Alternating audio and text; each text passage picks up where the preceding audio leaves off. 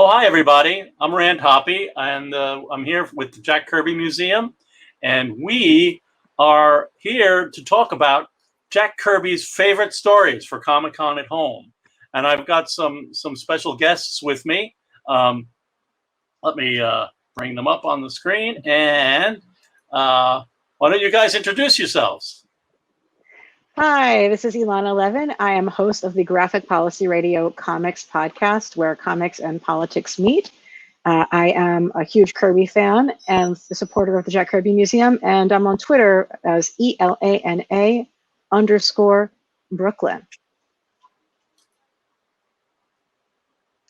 I, on the other hand, am Adam McGovern, and I wrote comics such as the Kirby-esque Night World for Image, and write on Kirby for more years than I care to or am able to remember at the Kirby Collector. You can see other digits up on the screen, including my loosely defined comic company's Facebook page, and that's enough out of me. And I'm Tom Kraft. I'm the president of the Jack Kirby Museum. Been doing research with the museum for many years. Headed the digital scanning part of the museum, and have been with the museum now for like 11 years. And I am Rand Hoppe. I'm the director and founding trustee of the Kirby Museum, and I've been getting the word out about Jack Kirby via this small 501c3 nonprofit for 16 years or something like that, and it's just great to have everybody here. We're going to talk. So the idea for the show, and I'm going to push this button. Hello. So the idea for the show was that we pitched to Comic-Con was Jack Kirby's favorite stories. So the thing was that, you know, Jack was so approachable at the conventions that people would always ask him, "What's your favorite story?" And like any great creator, he would say the one I'm working on right now, because that feels right. But when he would get pushed, he would mention the Pact from the New Gods, and he'd get pushed a little further. He would mention a story called Mother Delilah from Boys Ranch that he did with Joe Simon. So we're gonna take a look at those two stories and talk about them, and just kind of get a sense of what it was and why are these stories so awesome, because that Jack would point to them as being his favorite stories. So let me provide some more world of context. So it's like 1950 or so. There's Boys Ranch. There's a few issues. Simon and Kirby were working with Harvey Comics. Joe Simon was friends with Alfred Harvey, and they published some things with them in the late 40s. Then they left, and then came back. And Boys Ranch was again, like, you know, kid gang, right? I mean, you know, that's like, it's Boy Commandos, Newsboy Legion, Boys Ranch. Well, there was even a Boy Explorers there for a little bit, but Right. And then in the third issue in December 1950, when it came out, there was a story called Mother Delilah. So I don't know. We've all read that story. I don't know whether I really want to just kind of like dive into like, let's look at comic pages, but unless you would like me to, what do you think about Mother Delilah, Elana? I was going to say, like, I think it's fine to sort of scroll through pages and we can talk with it. Okay. But so this story was new to me because I'm not a big Western comics person, but I found it really touching. And you know, you're kind of thrown in very classic, like, Kirby style. What's happening in this picture? It's in the middle of the story. And sort of she's got a bit of a look like a Marlene Dietrich feel from Mother Delilah, right? I think, like, he sort of sets up this framing device and kind of drops it a little bit, but he appears throughout, of this poet who's looking at what's happening in this down and dirty saloon. It's Virgil. Yeah, no, he's literally Virgil, but he's a dreamer. But I think overall, I mean, the story is about how Angel, one of the boys from the boys' ranch, gets essentially seduced, but not in a sexual way, and then betrayed by Delilah, and the changes that the relationship makes in him and her, and it is a tragedy, as Samson and Delilah is wont to be, but it's all in this like Western milieu. Yeah, I mean, I also really enjoyed the framing device, or the having Virgil kind of pop up and have be a character there, but like just the whole setup. I mean, the way that the Clay, Duncan, and the boys, how they deal with the town and deal with what's going on in the saloon. I mean, it's she runs, a pretty shady place, right? I mean, it's not like she's like a heart of gold. There's a heart of gold or anything going on, right? Well, there isn't a heart of gold, but there's a broken heart of whatever material. And it's interesting that Virgil has the insight to, in one of his verses, talk about how she too is wounded. And the balance of compassion for both Angel, who's this murderous boy, and Delilah, who is this, manipulating and ulterior, grown woman, as two sides of the same coin, is somewhat ahead of its time, I think, and really circumvents some of the femme fatale, cliches that a story like this, and indeed a story like Samson and Delilah in the Bible, didn't avoid. So that I find really interesting, because it's like a shared compassion whereby Angel and Delilah are like this oasis for each other for a while, and they are in the midst of a completely unredemptive and unforgiving universe, which I think was, very much a Kirby perception, that we only have each other, to hold on to, kind of like Scott and Barda or others, in the fourth world. And what's strange to me is if there's a villain in this piece, it seems to me that it's Clay, because he's the one who's insisting on how this dream of them being mother and child can't exist, and it's only cruel of her to make anyone believe that it can. Right. Thank you. It's very, I don't know the character outside of this issue really, but he wants to take the boys to do the activities that he wants them to do. As much as they're supposed to be like free and they're like idealized youth run Peter Pan kind of boys ranch way.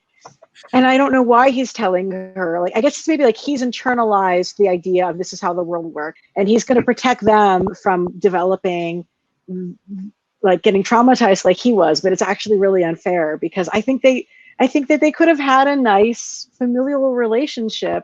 And I also think he's like super into slut shaming her, basically. Like he doesn't want to have anything to do with her romantically, and he doesn't want her near the kids because she's dirty. It's sort of the subtext that I read from it. Yeah. Yeah, and I mean, yeah, definitely there's the subtext of, going as far as you could in those days in a 1950s comic book aimed at kids at saying that she's a prostitute, just like you couldn't say it about Miss Kitty on Gunsmoke, though this was known, and contemporaneous Western TV show folks.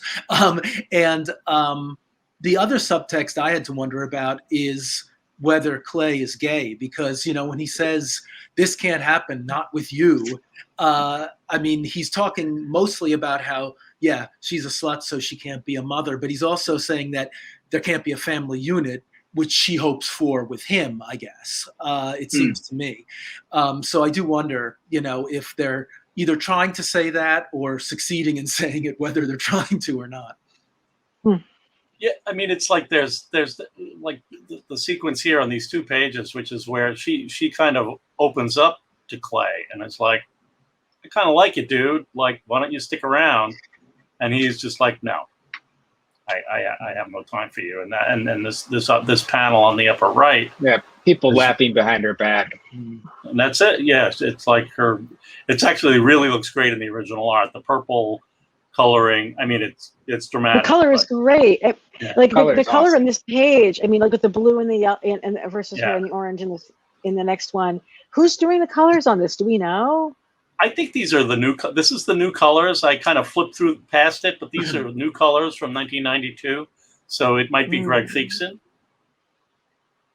So it's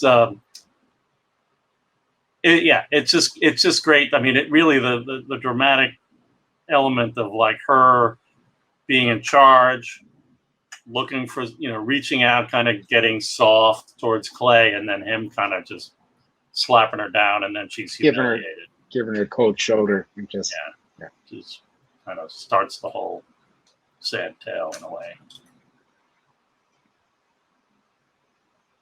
I guess also, I mean, I probably take back, I was grasping at any reason to feel sorry for Clay, to think that he's caught up, in these strictures of social expectation by being closeted. But actually, no, because I think what's going on here is Kirby, not first, but for one of many times, talking about how rejection of the feminine principle is not good news, is not going to end well.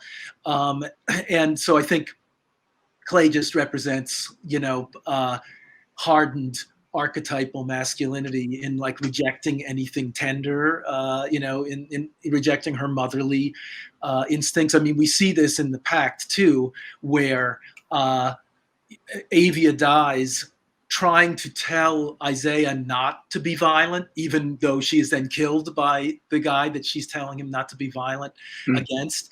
And it doesn't go well for him until he realizes, that he's like massacred half the universe, and he then embraces peace. And even though he calls himself High Father, becomes a much more maternal figure.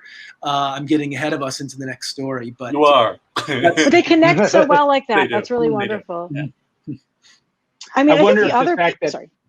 Oh, I just was going to say, I wonder if, since there is a lot of similarities, I wonder how much he drew from this story to make the Pact. Yeah. The other piece that really struck me in terms of like characters outside of the norms is Angel himself, whose whole thing is like, he's the Samson in the story, in the sense that he has the beautiful blonde hair that he doesn't let anyone cut. I'm assuming that they've established this about him in previous issues, so it's probably some part of the inspiration for this story being told is that, oh, we got to get this little blonde kid who refuses to get a haircut, then like that's a Samson and Delilah thing. But the scene where she cuts his hair, if you want to skip forward to that Sure. one, she's like they're having this relationship, but she's playing mom, and she's helping him read, and then she's like, I'm gonna give you a haircut, which like she's doing maliciously is the thing, which is a weird the way Angel freaks out about it and responds to it is so like Angel is like experiencing somebody not respecting his presentation of self and gender, how he wants to be seen. Like his image of how he's supposed to, how he looks most powerful is with long blonde hair. And when people tell him that is not correct and that he has to, like she is giving him a deliberately shoddy haircut, but just in general, the point is she cut his hair, is like, that's traumatic to him. And it was amazing to me to see the comic recognize that is traumatic and that he's not like a big baby for being freaked out about it. And that the people who are giving him shit for it are bullies and assholes, but that he's not like blowing a mountain out of molehill. Like this is real. And that's like pretty freaking insightful. If anybody's ever gone under the chair and come out looking wrong, or when you have that moment when you're like, oh my God, what happened to me? I got old. Or on even a more profound way, like when you're looking at how your gender presentation or how people perceive you in terms of your gender doesn't match with how you want to be seen by others. And you kind of have a touch of that in here. And I just was so like, at no point is Kirby like, this kid is wrong for freaking out. It's 100% like, these people are cruel, they're being bullies, and he really struggles until he starts to be able to feel like himself again. Yeah. I love this little kid. He's great. I guess the one big setup for him in the comic was that he was a dead shot, right? So that was his role, was that he's got that angelic appearance, but he's the best shot amongst the whole team there at the ranch. So that's part of the, when he runs out of here and he forgets his guns, it just all falls apart for him. Yeah, it all falls apart. And I think that represents this line that Kirby was interested in traveling through most of his career, between what were the acceptable presentations of masculinity. I mean, certainly you see it with this, in the midst of the Eisenhower 50s, this long blonde-haired boy. You saw it with Thor, in kind of like the just pre-hippie era. He was always seeking, it seemed to me, like this reconciliation point between what were considered masculine and feminine presentations. And I sense that, I mean, my dad was a World War II vet, just like Kirby, and I sense that they had real struggles with, what they wanted to express as their, parental side and, the loving side, nurturing, and the violence that they've been called upon, to and acclaimed for doing in the war. So that, I think, Rand, that's something we're seeing too in the, I'm a deadly shot, but I also, look like, I mean, hell, what's his name? I don't know why I'm blanking on the gangster, the owl hoot who tries to terrorize them all here. Curly. Curly's the bully. Yeah. At one point, he's almost trying to sexually harass, or at least intimidate Angel by saying, "Oh, aren't you the most, purdy, killer or whatever?" And tries to touch his hair and things. So, we see this weird lack of comfort going on, between these characters.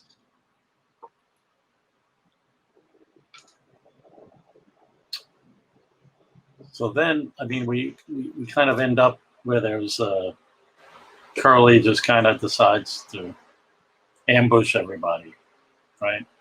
So it's kind of the final scene.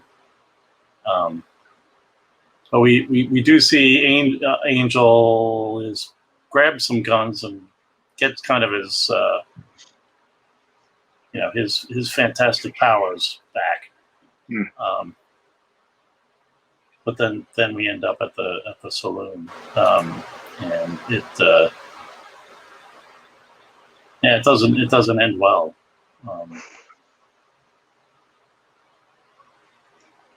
Is that? It's an ambush.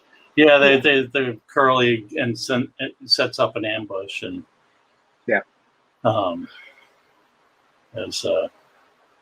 and Delilah, warns them that they're about to get shot, and she flows herself in front of the children to try to protect them, and she gets killed. Yep. And it's really sad.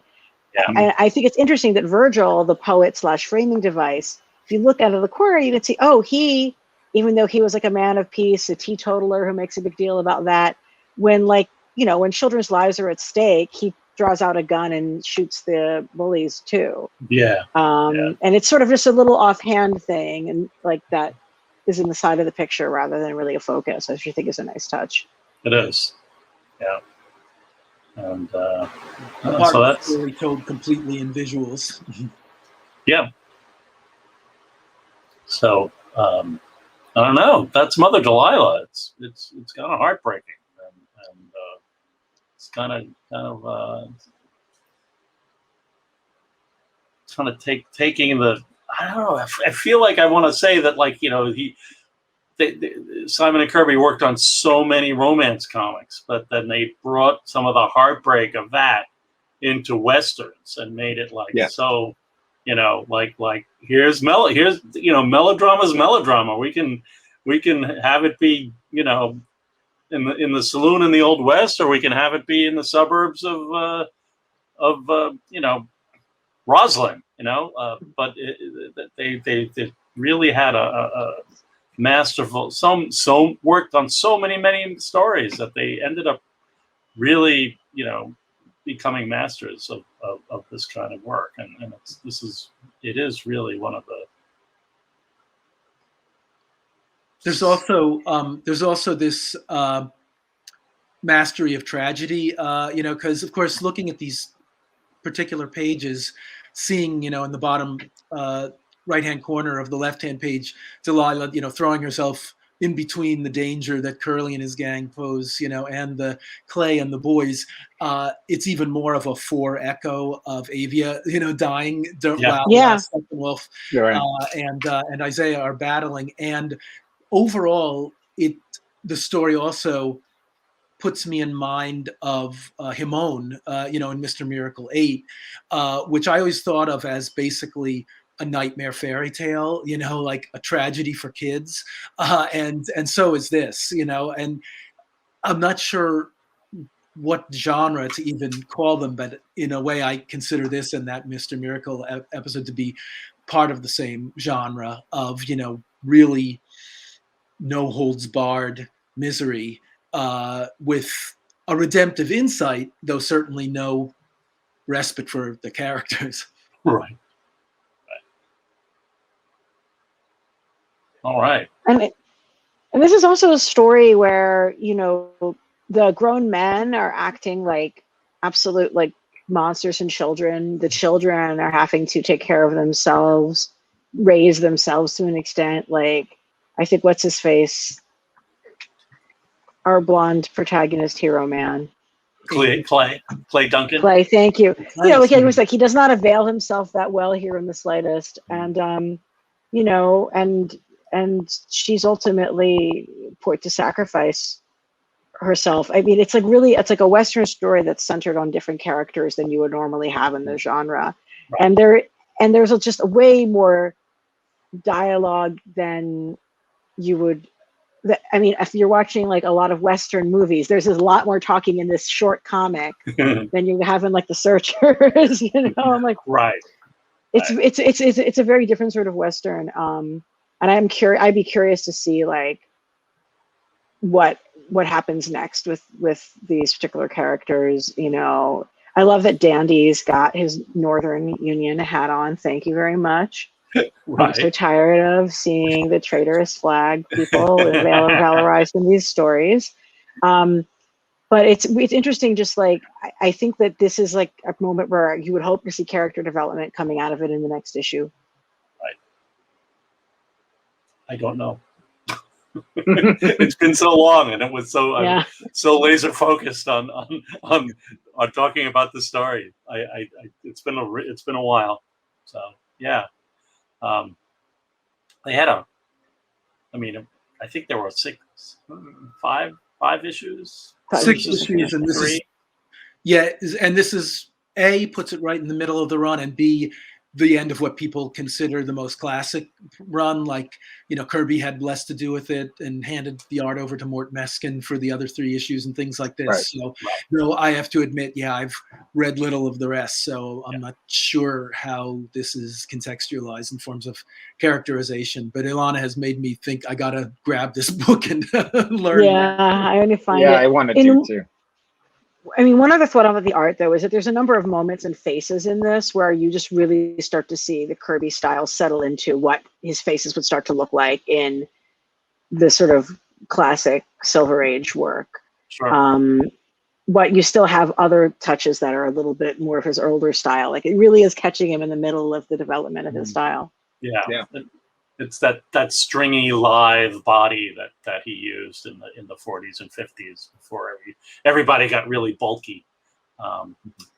Square in the best ways. That's right. All right. Well, shall we move on into the fourth world and the Pact? Mm-hmm. All right. Sure. So. I have to say, though, Elana saying square in the best ways makes me feel a whole new light on Forever People and the Harrys. We went through the fourth world, man. Yeah.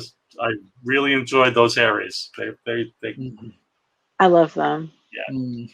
So just to provide a little context about like his, he did all that amazing work at Marvel, and changed superhero comics and so on, but left and went back to National DC Comics, with Carmine Infantino, all kinds of stuff going on. Well, why did he work on Jimmy Olsen? We're not going to get into that, but Thank God. yeah, no, He's a mensch. He did it because he's a mensch. that's right.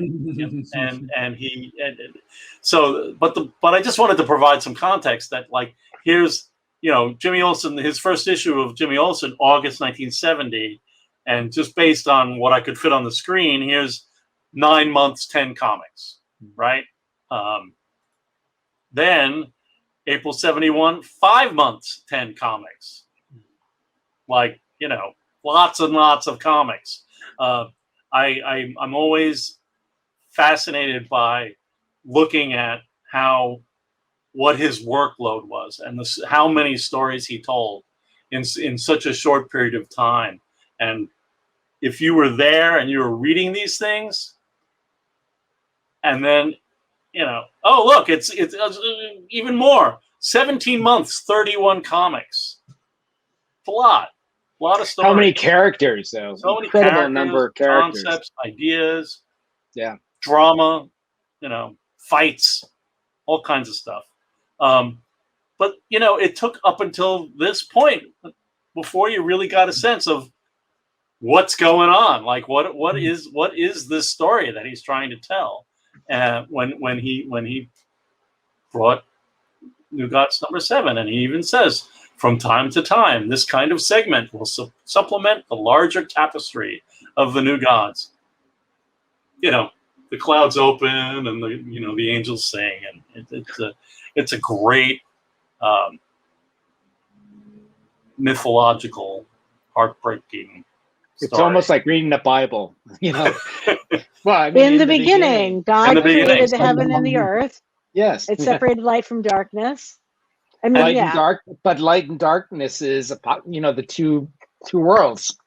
and didn't New Gods 1 start with like epilogue? It did. Yeah. So it's cool, and we've got this great Mike Royer art, where doves and flowers. I don't know. I don't want to talk anymore. Somebody else needs to talk.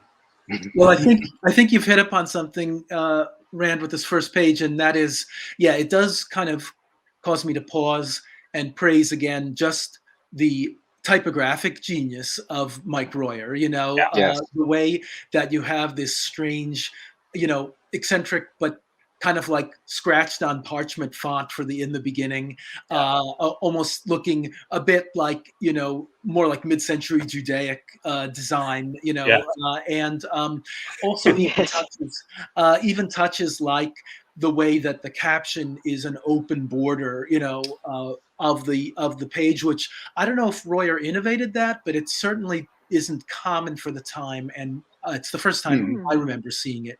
Well, it was something that Mike did a lot with panels in order to what he would call posterize them, to take the panel borders away. I'm pretty sure when we looked at this, the pencils that Jack had panel borders, and he did. Mike was like, no, we're gonna do it this way. He also had now that you mentioned it, he also, I'm pretty sure, I know that if not here, in many similar instances, he probably had a panel border around this whole page, and where it just opens up, where there's a white sky, that was all Royer, or I should say that was none Royer, because he knew to eliminate it. negative space Royer, yeah. But all right. And now it's the attack. Yeah, so he's a warrior, right? He was fighting, and he finally relaxes with his wife, and this happens. And they're attacked by Steppenwolf from the enemy Apocalypse.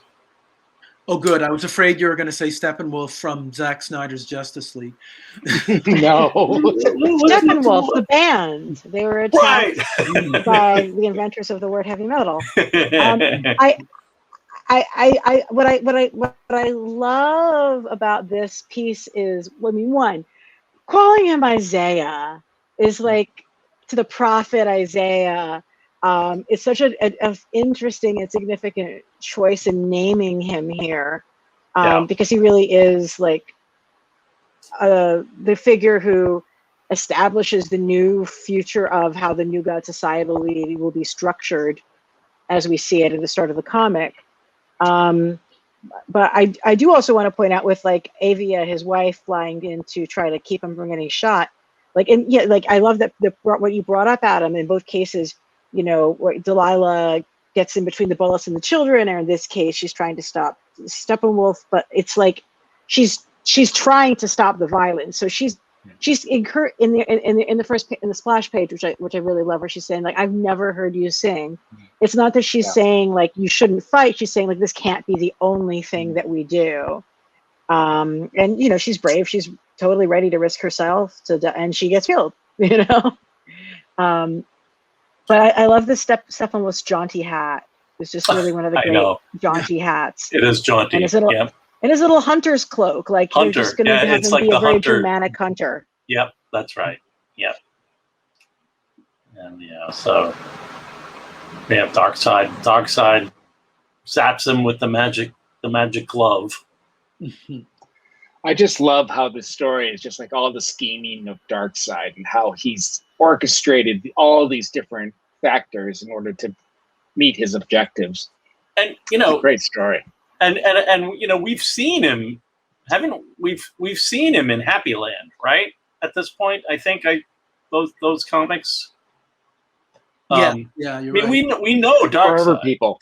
Yeah. We know Darkseid, right? Seen, so, but for me, this is like reading it today. I mean, how many times have I read this? Quite a lot. But reading it today, it's like I had like a new take on one particular piece in it. That it was really cool. I really enjoyed it. So it stands rereading. Oh, definitely, because you have these, you have these deeper layers. It didn't occur to me till you just said that, but seeing the younger, more scheming and weirdly subtle Darkseid, it's like going back and learning, for instance, how put upon Charles was in like season 3 of The Crown kind of thing. It's like, you see, okay, there's other dimensions to these characters. Darkseid is still as objectionable as I feel Charles is, but you get another dimension, another perspective. They're in their hungry period where they're still trying to weasel. Like this story is so good as a way that shows you the subtle ways that Darkseid accumulates power, and that his manipulative form of power is actually more powerful than just Steppenwolf just coming in and blowing up a few guys. Right. And how he's working the angles. It's such an interesting and new kind of supervillain. I mean, there's Dr. Doom in him, and Dr. Doom has many of these qualities too. But with Darkseid, it's like the whole shtick is about that. Yeah. Yeah. And how he manipulates Steppenwolf and the whole situation is just pretty cool. The splash page. It's beautiful. Yeah, it's I love the titling again, The Pact. It's just awesome. Yeah. And it's just chock full of that energy and destruction. And yet, even though it has that destruction, it has a disclaimer of sorts, right up in the upper left caption when it says, "But far from being a chronicle of the conflict, this is instead the story of personal struggles and the strange forming of the Pact." So you get this good signal of what Kirby was really after, which are those layers, as well as the really awesome surface of annihilation. Yes. And the parademons really are like angels in that, armored angels. Yeah. That's so scary, right? I love Hagara so much. Oh my God. It's just great. She's a star of this story, that's for sure. Yeah. She, I mean, her name definitely is like evoking like Hera, right? Mm-hmm. The queen of the Greek gods. And I love her little hair / horns situation. Right. It's wonderful design. And he just, one of the several like really just totally powerful and scary old women of Apocalypse, basically. Yeah. And just judging everybody and telling them how much better her son is than Right. Darkseid's her delightful. than her brother, and Yeah. Yeah. Yeah. I love that this I'd is love to Metron's have first seen experiments. Yeah. Sorry. Yeah. No, I don't think it's his first I love that appearance. too. Yeah. Oh, He was in we number see him before 5. this? Okay. Oh, we have, but it's still very well taken what you say, Elana. I think because it is his earliest appearance, so to speak. This is true. Because Yeah. we've Continuity seen him. was sure. Yeah. Young Metron without his chair. And it gives you some kind of perspective in who he's about. Yeah, Doesn't take sides. He's only youth, interested in whereas, science and power. a kind of nervous tech geek. Yeah. No, he's totally like the scientists who are like, I'm going to make rockets for anybody. Could be Nazis, could be the Americans. Right. I just want to make some rockets. I Surely like this is a rockets. good idea. Yeah. So. But yeah, sorry. No, I'm just one of the things that I noticed here on this bottom right panel on the right page was this actually, I think Darkseid's smiling. He is smiling. I think he is. I love it. I think it's the only time we see him smile. I don't think I've ever seen that before. Yeah. I'm your servant, lady. She's laughing, and he's just like, oh, Mom, I'm your servant. It's great. I know. It's just great. I know that's one of the single scariest images in the whole series, and it's meant to be jocular. Yes. Yeah. Actually, he laughs at the end on Mr. Miracle number 18 at the wedding, the very last panel. That's true. It's very disconcerting, as he says. Yes, whenever he laughs. So this is like the one it's a technology thing, right? The blah blah blah, the whatever, the X element, right? Element. Yeah. Don't call it a cosmic cube. No. Or the Philosopher's Stone. And the boom tube hasn't happened yet, right? So technologically, I believe that X element is a precursor to the well-known boom tubes of the fourth And I world. believe also his chair. Right. Yeah, he doesn't have his chair yet. That's what he wants it for.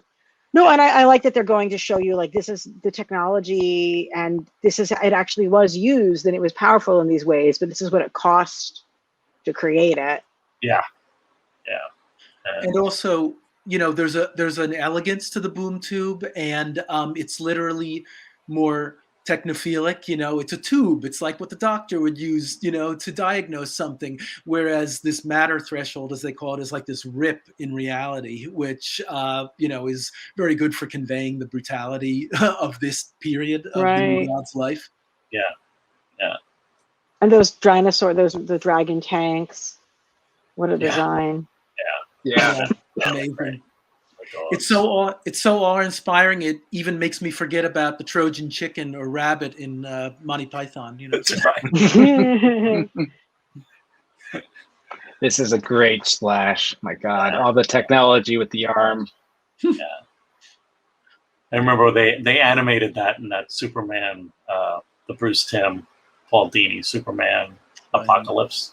They had that guy, with the Darkseid appearance.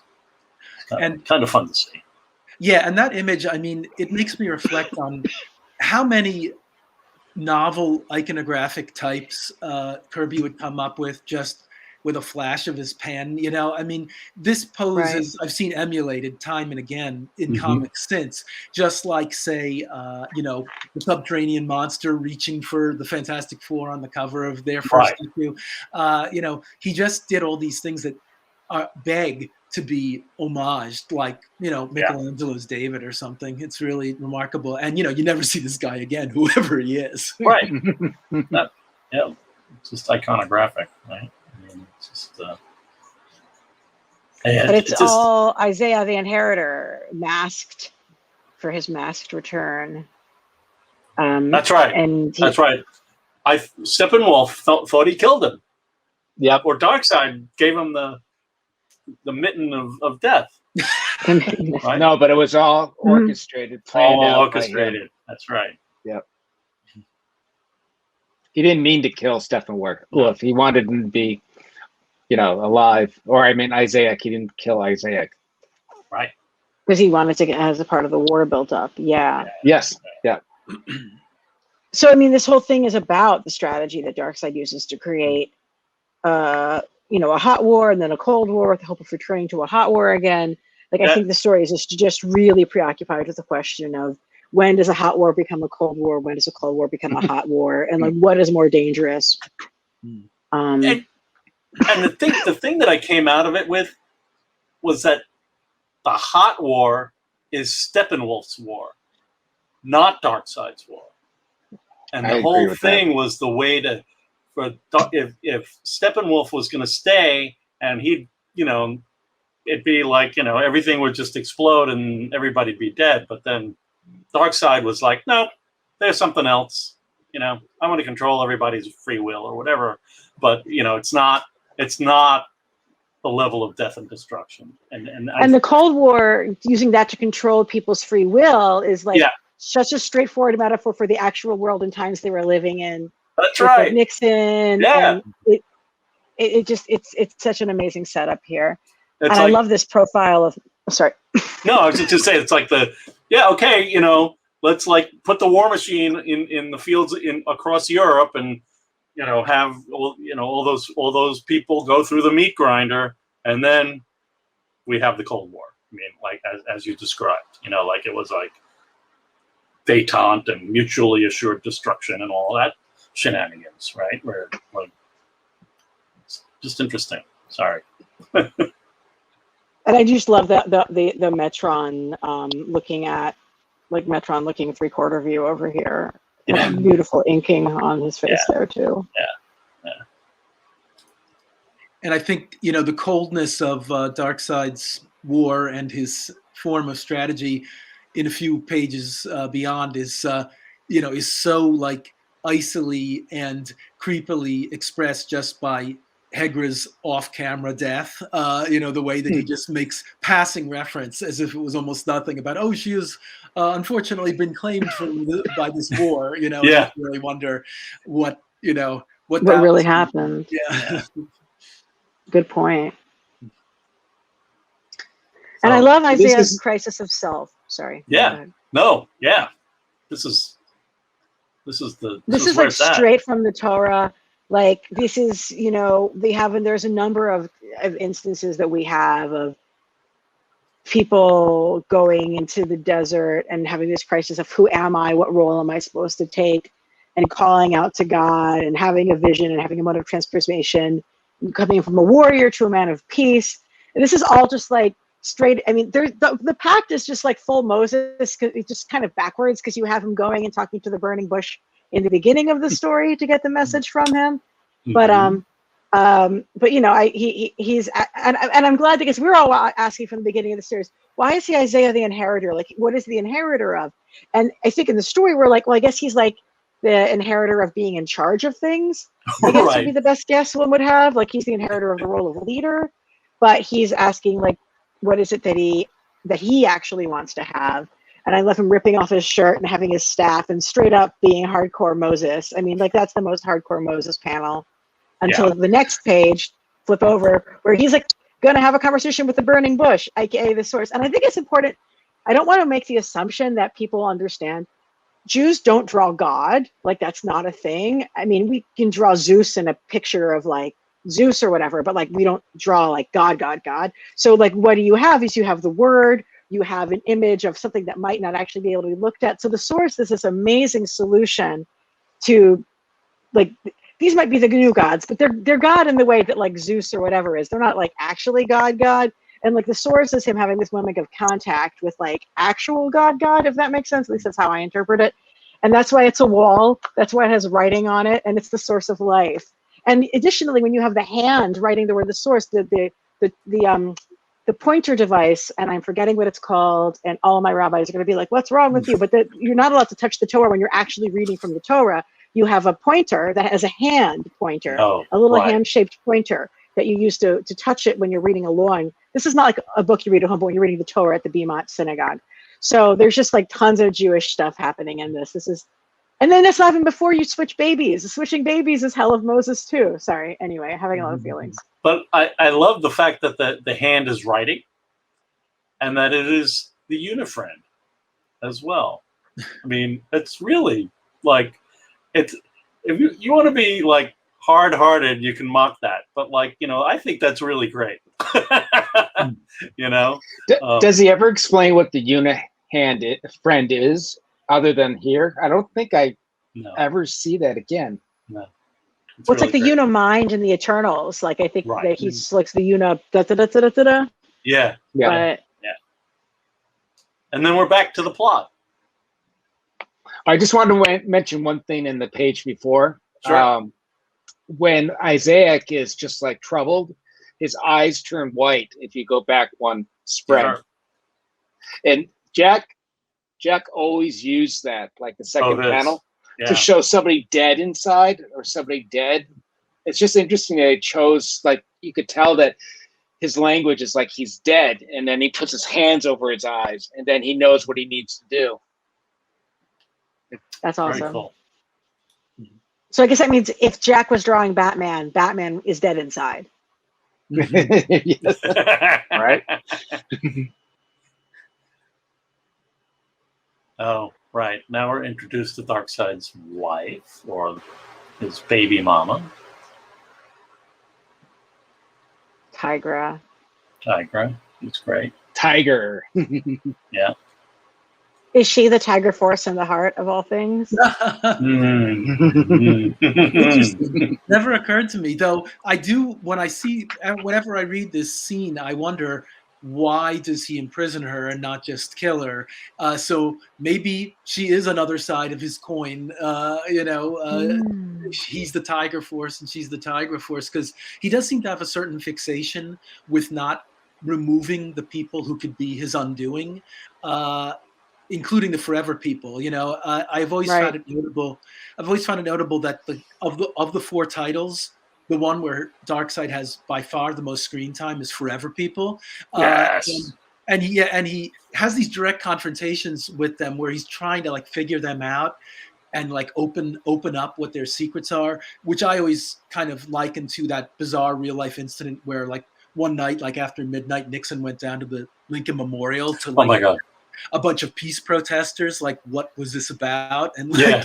trying to get into their heads. So yeah, there's something about Darkseid. In a weird way, he's like Metron, because there's things he's trying to understand, though he's trying to understand it so he can have closure, whereas Metron's trying to understand things so he can get more questions, I guess. Yeah. Yes. And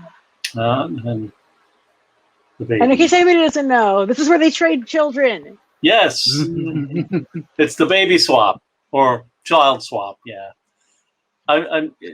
Worst reality show ever. No. Right? But that's the plan for peace. And well, Darkseid just sees it as like a way to stop the war, because he realizes that it's not going to end well. It's just going to keep on going. So this gives him a reframe so he could plot out his next, plans. Otherwise, everything would just get destroyed. So yeah. And I'm entertained by how little Scott Free's glove here looks like Sandman to me. Oh, it looks is like something from Sandman. of what was reminding me of. It totally it's just Jack and his patterns, you know. I love his patterns. His patterns are amazing. Yeah. So, but in boyhood, when Orion has the same color scheme, which I only just noticed too after like 50 Yeah. years. Yeah. Oh, that's interesting. They're dressed the same way. yeah, yellow and red. Yeah. What is so important with this, like I really think that the Orion and Scott-free baby swap, like in addition to being, you know, this plot point and also having, you know, it's like Moses, he's, you know, he's raised by the enemies, not knowing who his true parents are, and then when he realizes who they are, he's going to fight for the freedom of his people.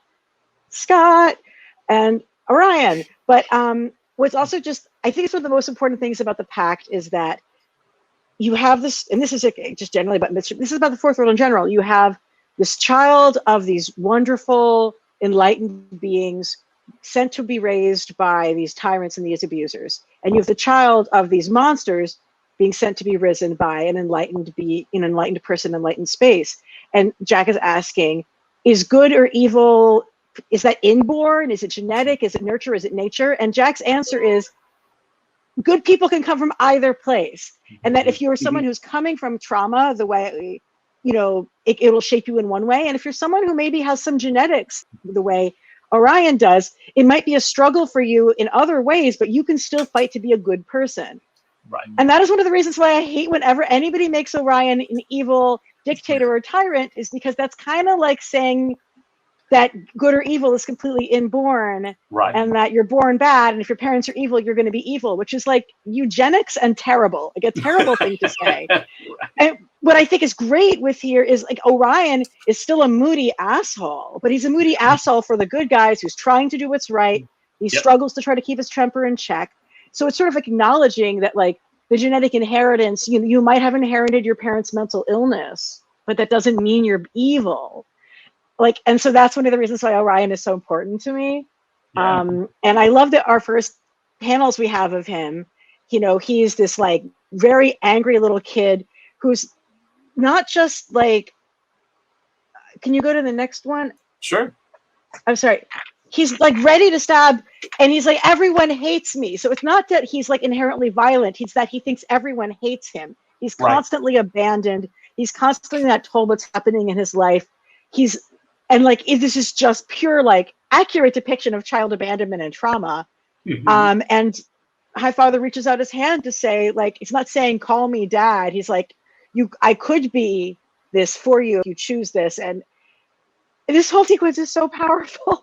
It really is. Oh my God. Yeah. You make the choice. Now, yeah. And of course he looks like Moses, and so we got lots of Moseses. So he's Moses dad, Moses babies, lots of Moseses.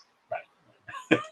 But I mean, but him just saying, you won't speak to me, you never speak, you hate me. Like, that's him processing like that this is what's happened to him with his other parents. He's like venting this to the new space. He doesn't know how anybody else could treat him, and it's just like, oh my God. Yeah. And he gives him a chance to put down the stabbing ice pick and pick up his hand for peace. Yeah, the secret ice pick. Yep. And that's another example of the way that the hand is a character in so much Kirby work. And definitely here, you know, we had the pointing hand before. We have this dialogue basically all between their two hands by the end, you know, the one with the weapon and the one extended in peace. It's just so brilliant. And of course, you know, the hand was Kirby's peaceful weapon. You know, it's the one that, you know, he drew with and, you know, tried to create something better than the things he had to do when he was in a gang himself as a kid and when he was in the war. Yeah. Wow. Well, that was really great.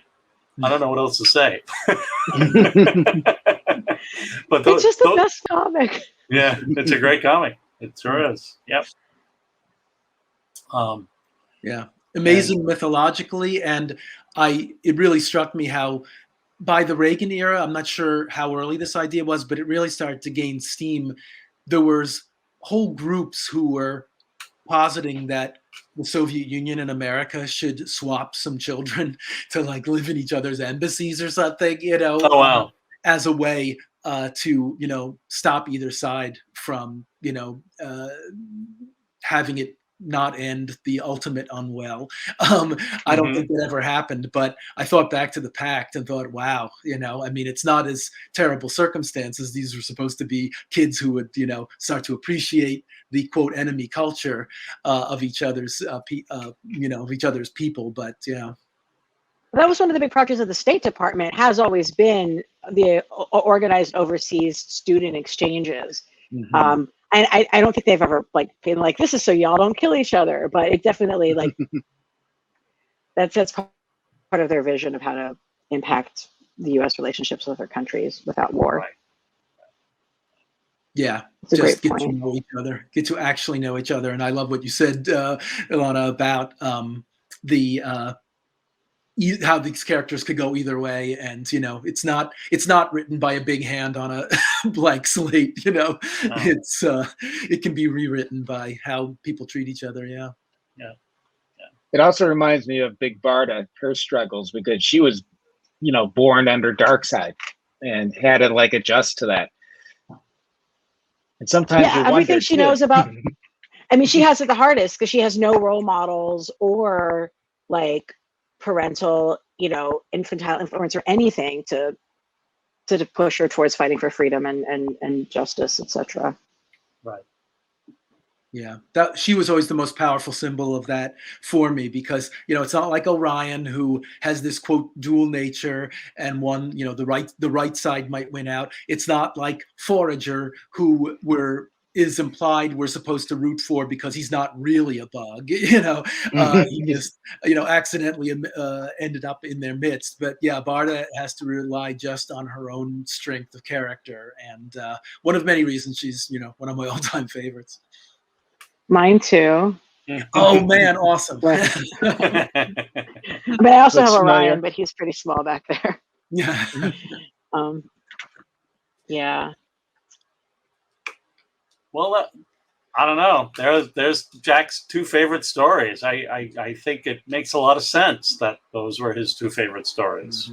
Adam, thank you for helping to pull together some of the similarities between what they're telling. I think that's really revealing. Yeah. Oh, thank you. No, I always learn more when I hear you discourse on these two. No, you guys are great. I'm so glad you joined us, and it's always thought-provoking and entertaining, and just I feel like we're amongst unifriends. That's all. Aww. Yeah.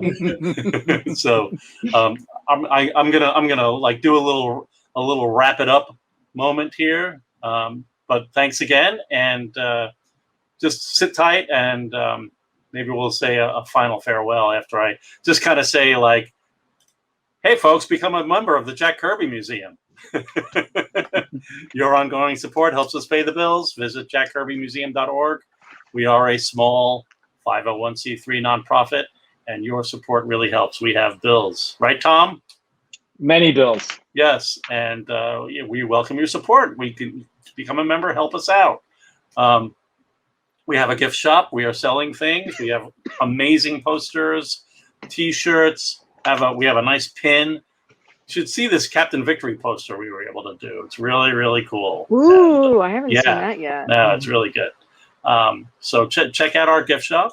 And get all the T-shirts that we all wore today. Yeah, that's right. Well, yeah, I didn't wear a T-shirt today, but yeah. You Adam and Tom are T-shirt pals. But all right, guys, thank you so much. Thanks to Comic-Con at home for giving us this opportunity, and reach out to us. Let us know what you think, and we'll see you at the conventions. In real life, we'll see you online. We do a lot of live streams and virtual stuff. So stay tuned, and thank you very much. Bye. Thanks, everybody.